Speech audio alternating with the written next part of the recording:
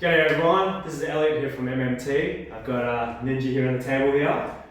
Today we're going to talk about a muscle that's quite tucked away, but it's a big powerhouse of a muscle in the legs and in the lower part of the body there. It's the Adductor Magnus. Now this is a personal favourite of mine. It's part of my Sun Don't Shine series because it's part of the one of the muscles that sits pretty tucked away, hidden underneath a lot of things, and where we don't see it is where we can easily forget it. So that's why we need to get to it and find where it's stuck and try and release it. So where the muscle sits there is sort of tucked behind this hamstring there, in between the adductors on the inside and behind the hamstring through there. It's actually deeper than that, and one of its main actions is to assist the glutes there. So when we go into a squat, when we get to about parallel here, the glutes, they go into full stretch. So when I go lower than this, they can no longer really help out. And that's when the deeper hammies and the adductors kick in to hold that weight and give us that power to push up. So it's a really strong muscle that gets a lot of work there. It also doesn't get to stretch much as well, because most of us sort of sit and stand with our legs in this kind of position. We don't really come out this way. So the muscle itself doesn't get a chance to go into its full length. So a lot of people, you're going to find it to be quite tight. Now the approach that we got here is to have the client Ninja here in side lie, and we're exposing this bottom part here. Because it's quite deep there, we don't really need much wax or anything like that, because we're aiming for that deep layer. And you can actually work on people even with their pants on, maybe not jeans, but with shorts or pants can still be quite effective. So what I'm going to do here is approach the origin, which is the bottom of that ischial tuberosity, one of our sitting bones there. I'll find the bone there on Ninja there, and then I'll just sink into that origin there, follow that border, and then slip into that attachment site there. Now, Ninja, you got a bit going on already. Yeah, I know. I squatted a couple of days ago, so I've still got the DOMS, the delayed onset muscle soreness. And yes, I know about Adductor Magnus. I've known about it for 30 years of squatting, doing our power squats where we kind of have our legs splayed out a little bit, and it just really catches the Magnus, and it is a massive muscle. So I know it very well. It's giving me curry right now. This is just the start. I'm on that ischial tuberosity attachment there, but it also attaches down the femur, along the border of the femur there. So multiple attachment sites, plenty of places to get stuck and tight and needing that release there. So the beauty about this is you just need to be nice and patient. You don't need to move very far. It's quite broad of a muscle, and so you can be quite therapeutic even just by changing the angles with like a small adjustment, using the broad side of my forearm here, changing the shape. I'll be twisting my hand every now and then to find that border. Yeah, when you change your hand around, it doesn't look like it'd be doing anything, but it's quite profound. I think you can just hit a different angle. There's a different aspect of your tool, which is your elbow, the forearm, that is hitting different spots. So you can kind of hit onto different spots differently when you change angles or Yes, that's right. You can spend a lot of time exploring all the different angles and spots. Then what I look for as well is not just the contact, but also a bit of a response. So on a really reactive spot where it's quite nitty gritty, I can feel just glute every now and then twitch, and that's a sign that there's a bit of curry in there. Absolutely. Every now and then I find someone with a really good Adductor Magnus. I can sink all the way through, there's no response. So they're keeping theirs pretty healthy. Be pretty rare, I'd say. Yeah, more often than not there's always something going on. Yeah. And why it's helpful and why I like to treat this is because when it's locked up, its attachment points there sort of freeze the pelvis, make it difficult for the pelvis to move comfortably, and the person's hips or this sort of pelvic region becomes quite stiff. And it can refer on to some people with some back pain as well. So if you've got those stubborn back pains where you're sort of working into the back, working into the abdominals or the glutes, and you're not really getting much change there, you might be missing this bit further down. First time I found it was on my old housemate.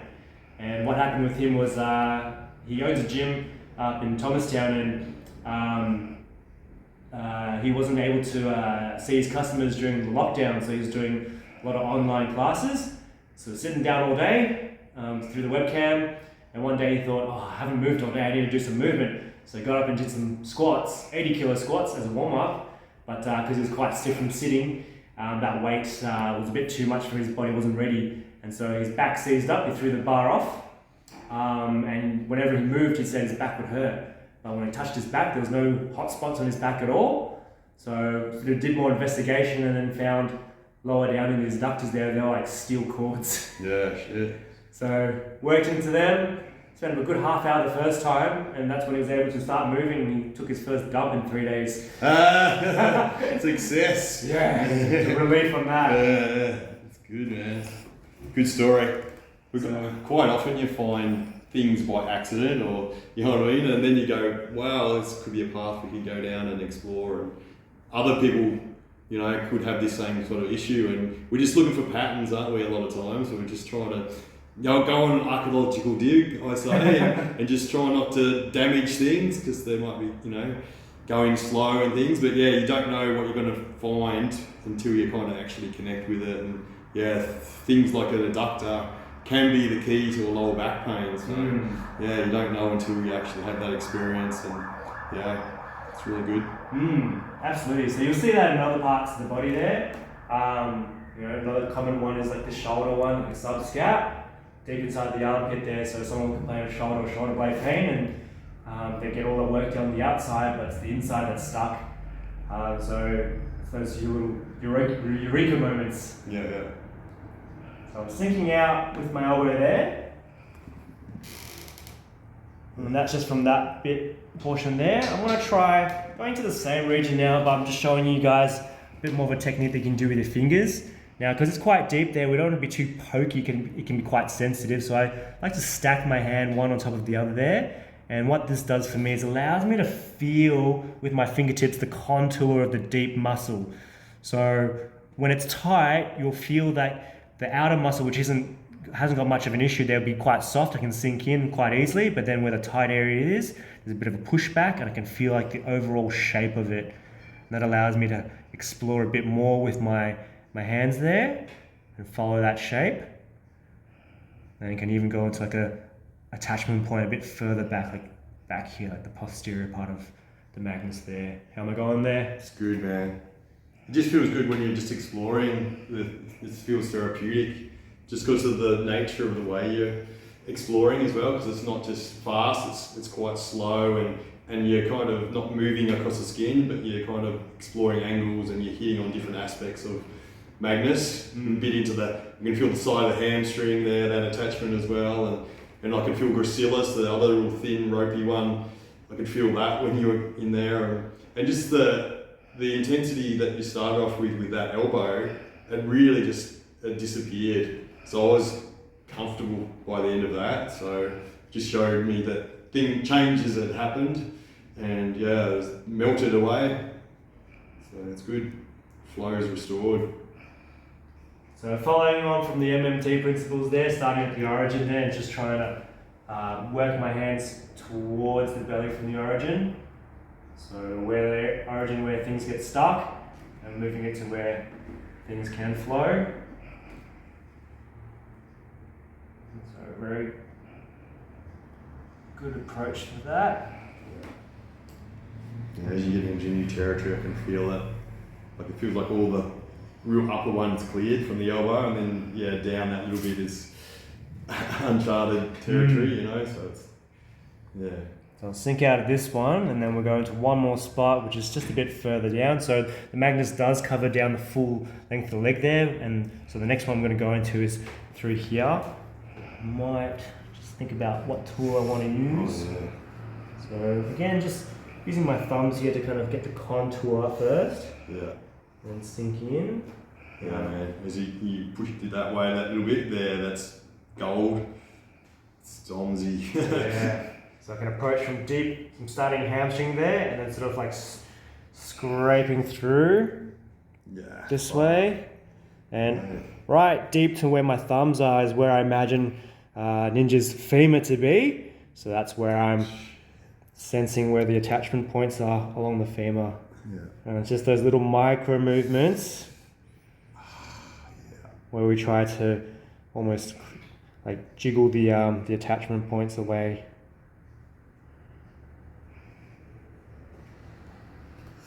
Good. So yeah, in the working life, there's other examples of people having a bit more of a dysfunctional Magnus. Would be someone standing on one leg a lot more. So I treated some guys who were digging down to fix some water pipes, and they stand on uneven ground a lot. So they'll be, clenching this muscle quite a lot, and they always complain about their backs. So there's plenty of people you can find out there to work on. Oh, Yeah. it's good. Therapeutic. You can spend a whole hour on this, really exploring it there. So if you're looking to get some skills into this area here, take your time, sink in nice and slow, think about what your hands are telling you, try to build that mental map of that contour of that muscle. Look it up, look at some pictures online as well, see how big and thick that muscle is and how deep inside it is. This is a good position to work into, to expose that area. And just remember, it's a place where the sun doesn't shine.